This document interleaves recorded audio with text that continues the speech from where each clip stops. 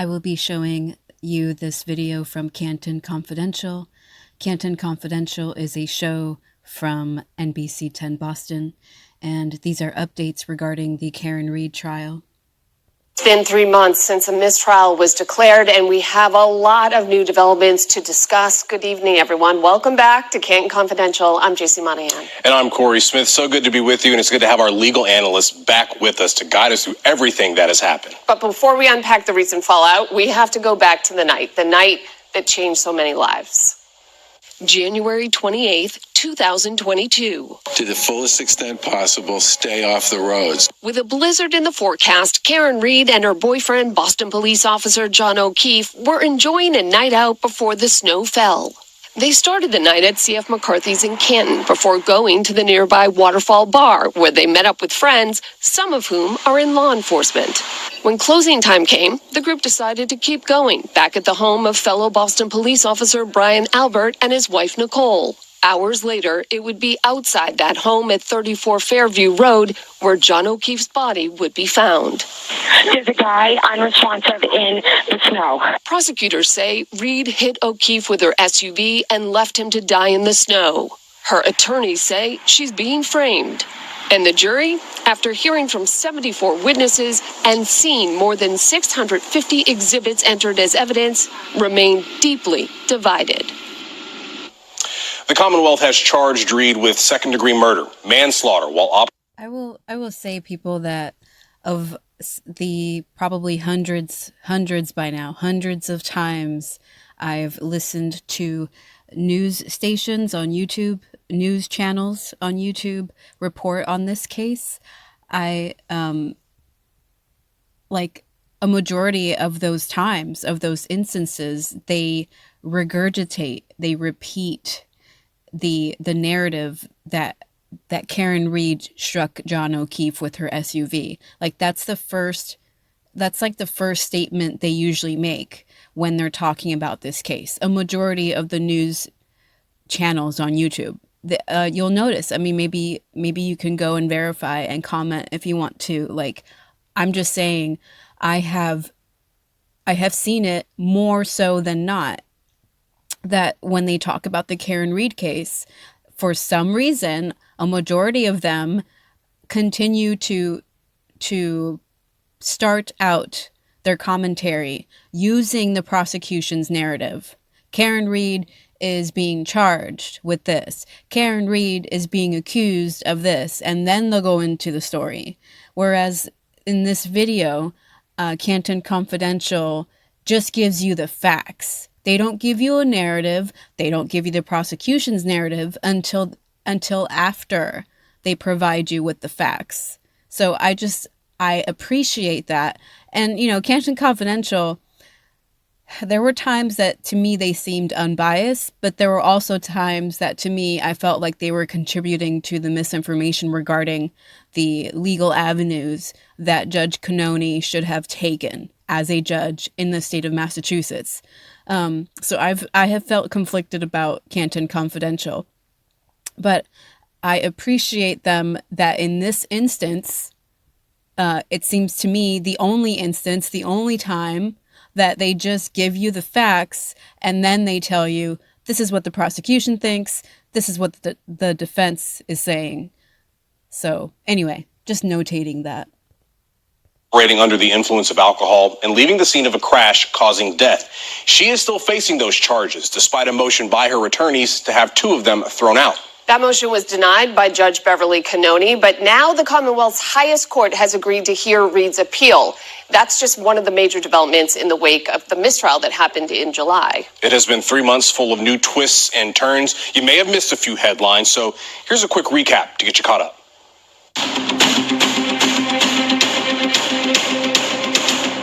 Comes after a mistrial was declared. Read's legal team is asking the state's highest court to throw out two of the charges against her. The state's highest court will hear Karen Read's appeal. A new prosecutor is leading the case against Karen Read in her second murder trial. It will call into question his credibility. Named in a wrongful death lawsuit by O'Keefe's family members.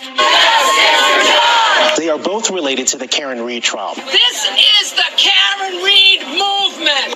Be careful what you wish for. Sometimes the answer is no. We'll do it next time. Well, welcome back to the table.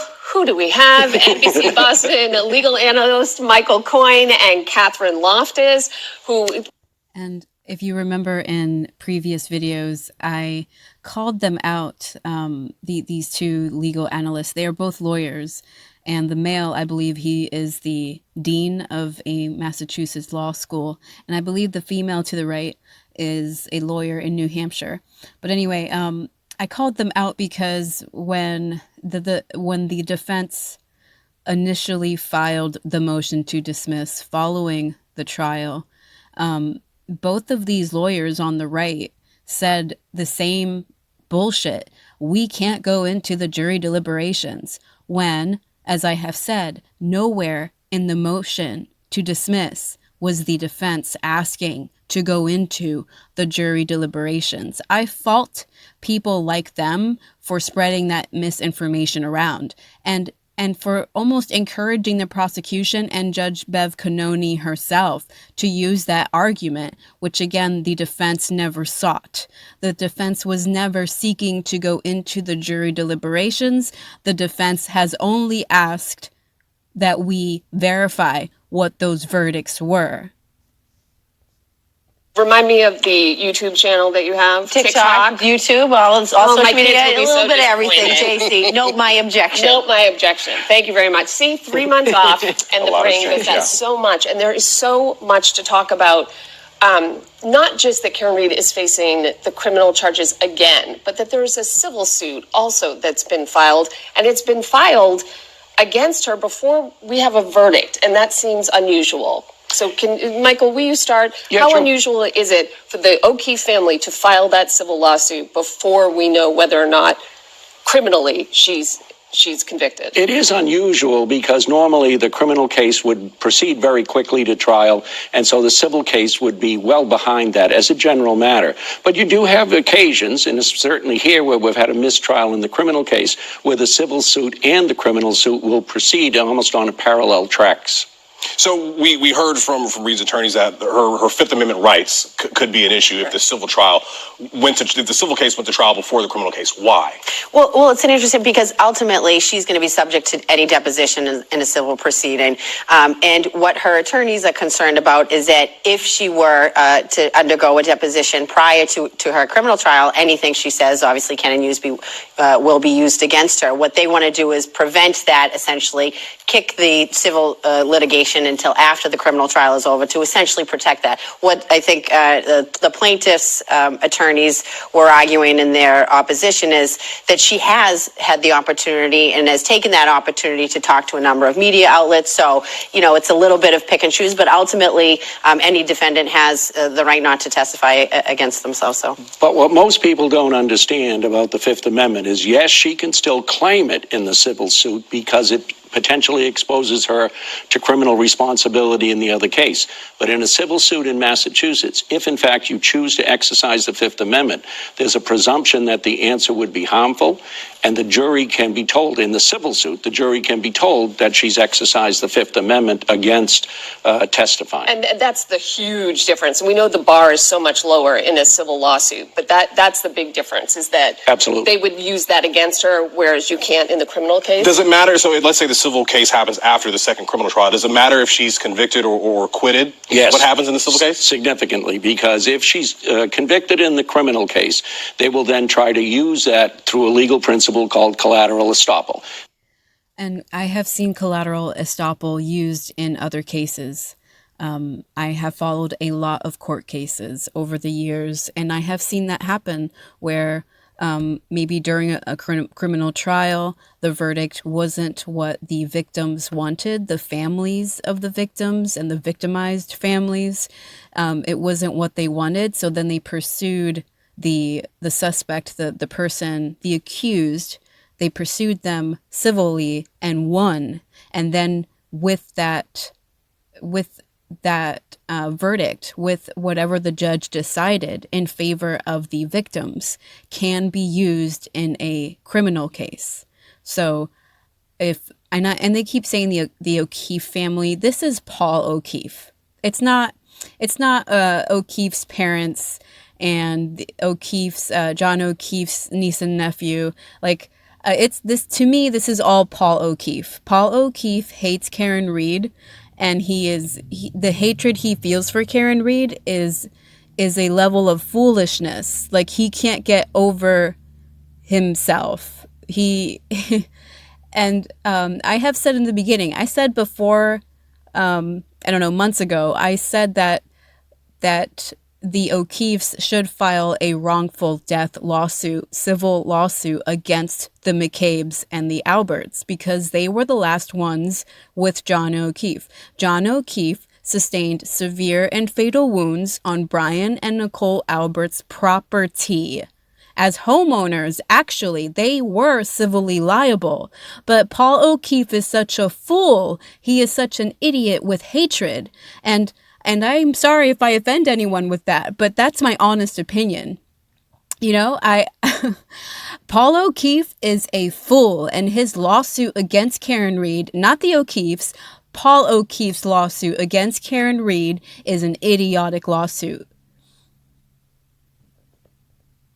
The issue has been decided. You were responsible for his death. Now let's just determine what the damages are.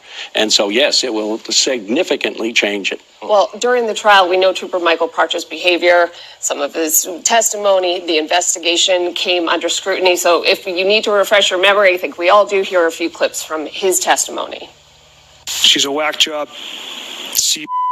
I text my wife waiting to lock this whack job up. Yes, she's a babe. Weird Fall River accent, though. Sir, this is a citizen. She's a woman. You were supposed to be objectively investigating. You weren't so much as objectively investigating her as objectifying her in those moments, correct? Again, Mr. Jackson, it was a poor choice of words and a joke. That comment was made frequently as a result. You guys see that body language, right? A very like, I'm smooth, I'm cool. Like, you're not gonna scare me, dude.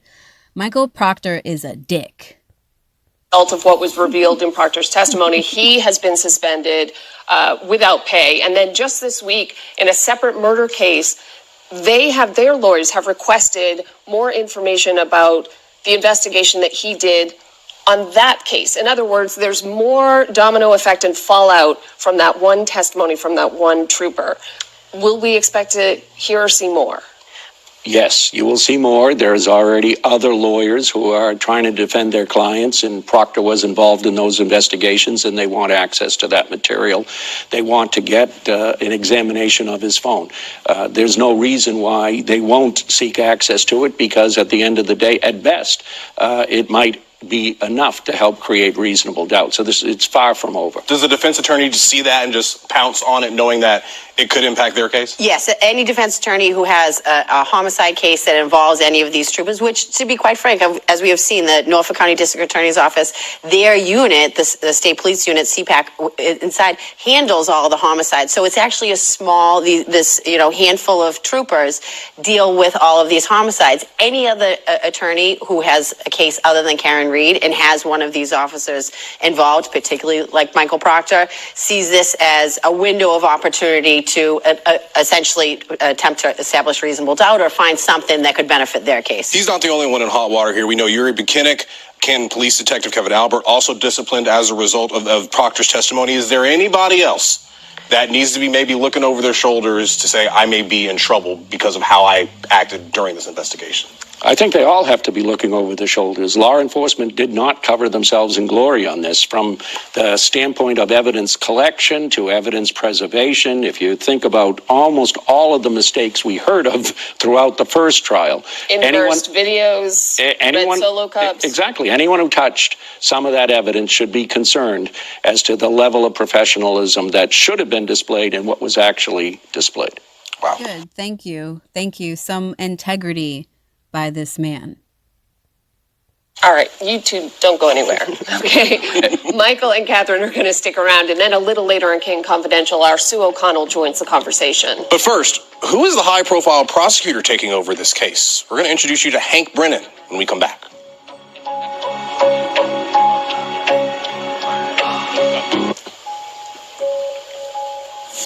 welcome back to Canton Confidential. Now, barring any major developments, a second criminal trial of Karen Reed is less than 4 months away. And one of the biggest changes this time around is the appointment of a new prosecutor, Hank Brennan. He is well known, probably most famous for defending Whitey Bulger.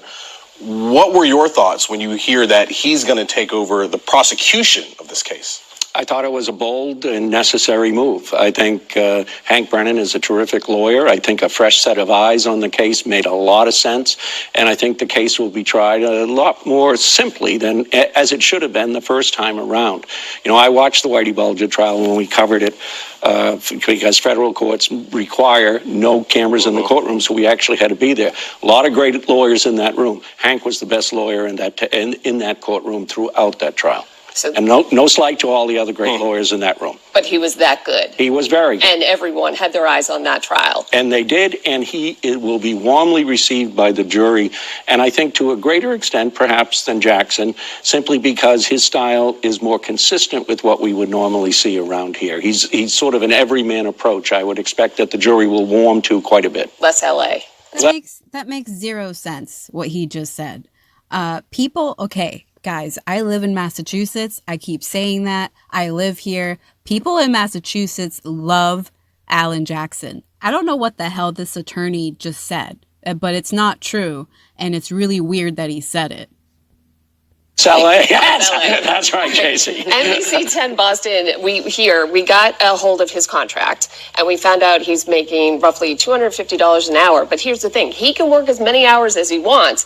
The ceiling gets capped at $75,000. And I think when with a record like that, experience like that, $75,000 struck us as a little bit low. So does that seem on track? And the other thing is, does the cap sort of tell you that they don't expect either a lot of work or a lot of time? Right. And I wanted to make that point. Like, if Hank, whoever he is, the new prosecutor, if he is a man of integrity, then he will make the retrial. If in fact it goes through, there is a chance that Karen Reed will not be retried. But if in fact she is, if this prosecutor is a man of integrity, if he is a real prosecutor, like what a prosecutor is supposed to be, then his argument and his case, his entire case that he presents, will not take nearly as long as Adam Lally's. It will be a lot simpler. And again, if he is a man of integrity, he will not try to obfuscate the evidence. He will not try to regurgitate manipulated evidence that wasn't verified, right? He will probably stick to just the facts. And people, there are very few facts. I don't know. Maybe there are like zero facts that the prosecution brought forward, other than the cell phone data, other than the Wi-Fi data from John O'Keefe's home. You know, those few facts. But anything the witnesses have to say, anything the data experts, so-called data experts, Ian Whiffen, right? Like, what case does the prosecution actually have? What case did Adam Lally and Michael Morrissey ever actually have? They had zero case, and a timeline that they botched themselves with the help of the prosecutor, Adam Lally. So I'm saying, if Hank, whoever he is, if he is a man of integrity, he will keep his arguments brief, and he will use only the facts. He will not try to obfuscate or manipulate the jury, obfuscate the facts or manipulate the jury like Adam Lally did. I think that it is a little bit on the low end from my perspective, but I mean, it's still $250 an hour. If you equal it out, it's probably about 300 hours or so. And as you said, it's capped at $75,000. What that indicates to me is that they're likely taking a different tact at it. It's not going to be, a 3-month trial. He's probably going to slash a lot of witnesses. There's not going to be as many exhibits. It's really going to be a different kind of presentation of the case. So, if you think that if it's a 3 or 4 week trial instead of a 3-month, we're at 100, 120 hours, and that leaves you, maybe 200 or so to prep. And I think that, we don't want, there was a lot of, sort of scuttlebutt around that he's going to be paid $1 million and all of this and where the tax dollars going. And I think I actually think it's in good faith that he's not being paid a ton of money to do this. He's being paid what he's worth. And and there's a cap on it, so I think it seems fair. Reasonable. Reasonable. No one will question his legal credentials, but why get a famous defense attorney to prosecute your case? What benefit is there to the DA's office, and maybe what pitfalls could there be? Because Alan Jackson is a famous defense attorney. Alan Jackson represented celebrities. That's why they selected this prosecutor deliberately, strategically. They think they have someone who is compatible, who is of the caliber that Alan Jackson is. Good luck. Was previously a district attorney in Essex County, started up near me in Lawrence, then moved to Suffolk County as an assistant district attorney. So he's been on both sides of the equation. The idea here, I think, is you bring an experienced, fresh eye in, and I think that's what the district attorney decided to do, and I think it makes sense. Yeah, and I think that, as we know, a lot of defense attorneys were once former prosecutors, and that there's sort of a unique perspective that comes with having both prosecuted cases as well as defendant cases. To me, bringing somebody who has, he's been on the defense side for quite some time now, come in to take a look at the case. This is an attorney who wouldn't be taking on a case like this if he didn't think. All the more reason, if he was in fact a defense attorney for a long time, Hank, all the more reason that he had better display some integrity, right? He had better look at Karen Reed as the victim that she is. He had better look at John O'Keefe as the victim that he is, who has yet to have justice. He had the evidence to prove it. And so I think it gives a little bit of credibility, more credibility. And not that obviously there was a lot of discussion about Adam Lally's presentation. She stopped herself. Did you see that? She was gonna, oh man, but she's filtering herself. It sucks. But seems like it was a little bit too close, a little bit, with the accusations of conspiracy and corruption, all these kinds of things.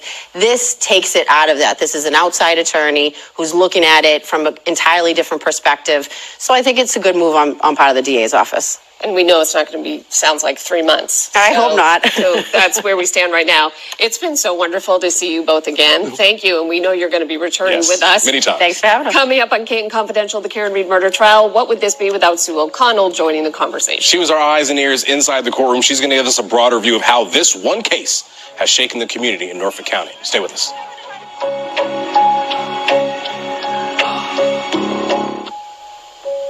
Sue O'Connell, our courtroom insider and commentator, joining us at the table. It's been months since the trial has ended, and unless you are directly involved, most of us have sort of taken a breath and a step back rather than be immersed like we were during the trial itself. And you're laughing. Michael's looking at me, except for Most of us, okay, maybe she's referring to herself and this news panel, but I know for a fact that the internet has not taken a step back. If anything, this time between the trial and hopefully the dismissal, the appellate court or the retrial, during this time, the internet, people following this case have had months, hours, days to review the horrendous trial that it was. If anything, I think people have become more immersed because the corruption was so blatant. But during the trial, watching the trial live, but it actually took re-watching it to learn that there was actually a lot more there. A lot of stuff went over my head and it went over a lot of other people's heads. There was a lot of shit there that we didn't really pick up on until we were able to watch it all over again.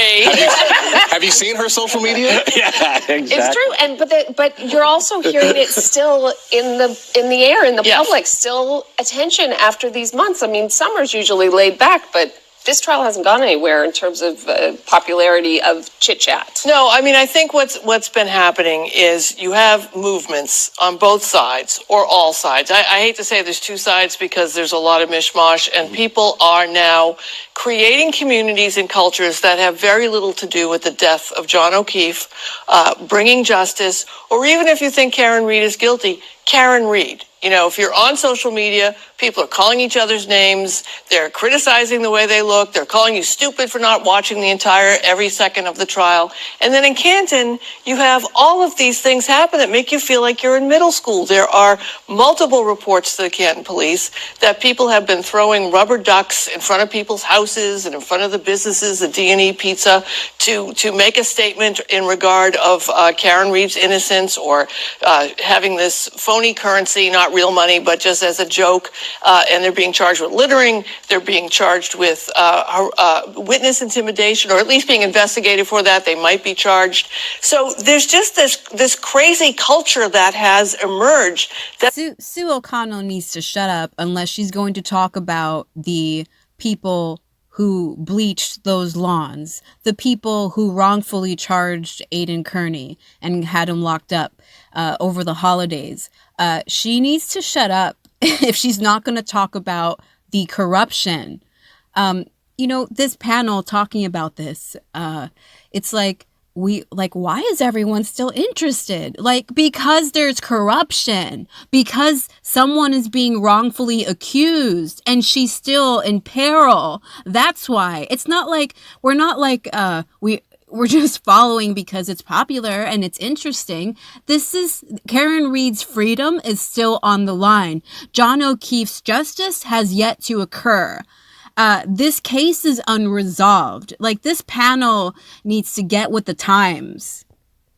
Again, has nothing to do with finding justice for John O'Keefe's death, about investigating it. If a lot of these people spent less time on social media and less time running around with these protests and maybe writing letters to the district attorney, writing letters and calling the governor's office, calling the attorney general, voting in the election to try and change, finding someone to run against Morrissey if that's what you think should happen. She actually said, you can just write to Michael Morrissey. He'll listen. Guys, Sue O'Connell has been to virtually every hearing, every court appearance that Karen Reed has been to. Sue O'Connell was there, a majority. There were some she missed, but I'm saying she was there.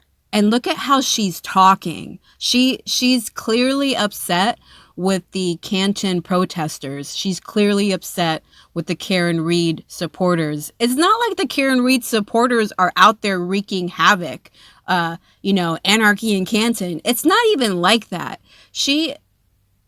This is teetering on misinformation. This is trying to paint those supporters in a bad light.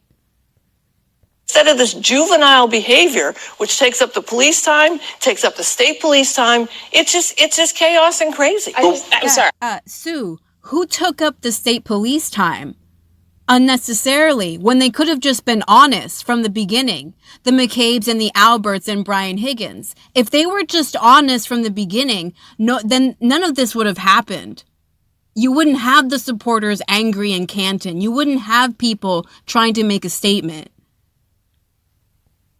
I just can't believe rubber ducks entered into the conversation here. We have seen it spill over into local government, too. The audit of the department, you saw two people yelling at each other, a woman getting escorted out. Is that just sort of par for the course for where we are now? Well, it is. I mean, it is, as we talk about all the time on that issue in politics. This is what it is. But you have people who are taking sort of the most extreme views, showing up and making the arguments. I talk to people in Canton. I lived in Canton for 10 years. Tons of people aren't going to the meetings because they don't want to deal with that craziness. They want their police department audited. Sounds like a great idea. But can't you just get behind the idea that we should be embracing the O'Keefe family for their loss? We should be caring for those children who have been orphaned. If you think that Karen Reed, there are problems with the investigation, support the Karen Reed movement to try and get some investigations into the district attorney and the state police. And remember, John O'Keefe did nothing wrong, and he ended up dead. All right, so there are several adjacent cases to Karen Read. One of them...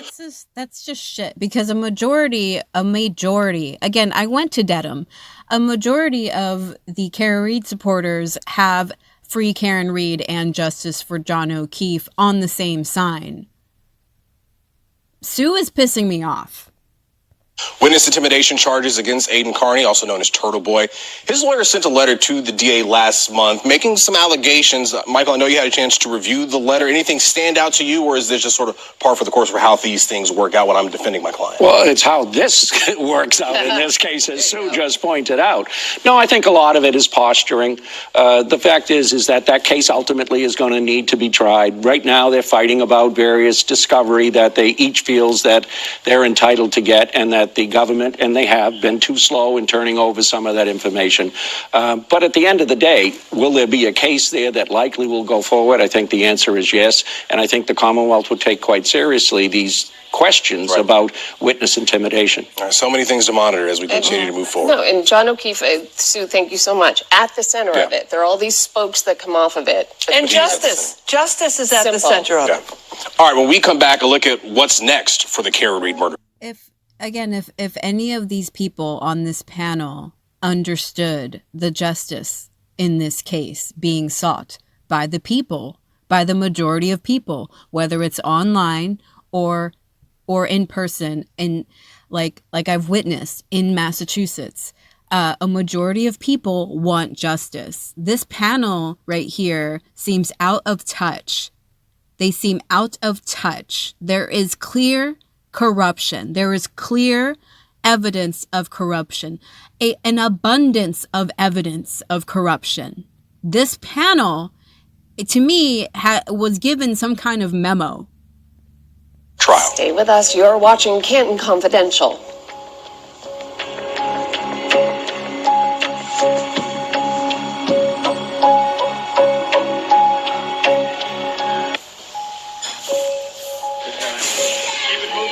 Welcome back to Canton Confidential. We mentioned earlier in the show that Karen Read is still facing 3 charges for the murder of John O'Keefe. She's fighting to have 2 of those charges dismissed. The Massachusetts Supreme Judicial Court is expected to hear arguments sometime in November. As of right now, Read's second criminal trial is set for January 27th, and it's very hard not to pay attention to the fact that that is just 2 days before the 3rd anniversary of John O'Keefe's death. Yeah, before we get there, though, no doubt there are probably going to be more twists and turns in this case as it approaches.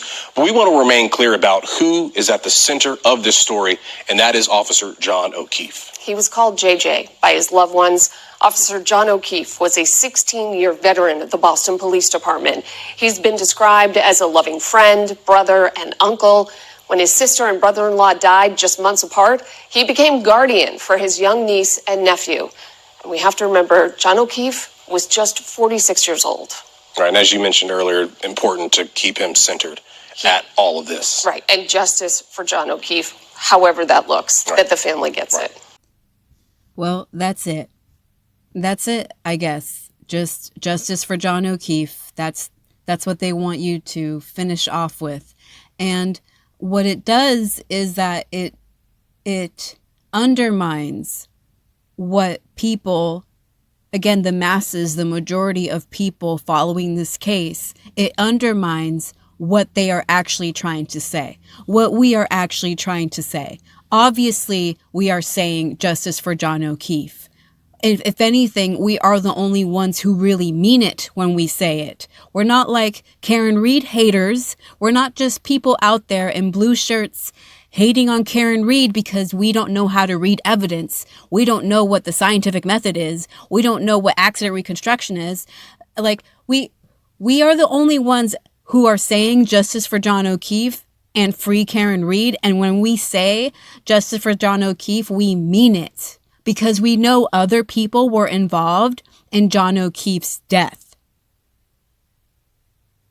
That's how you truly honor John O'Keefe. You don't honor him by filtering and censoring yourself so that you are obviously appealing to whoever gave you the memo for your news show.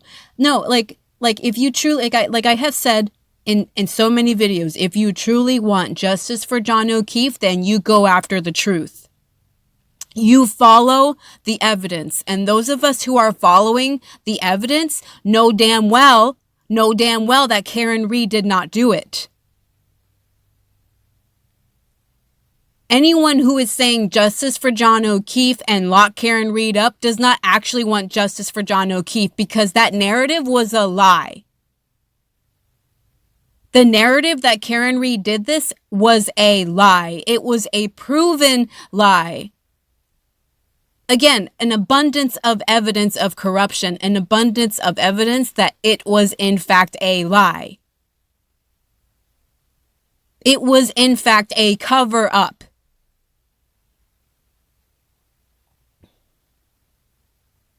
Canton Confidential sucks.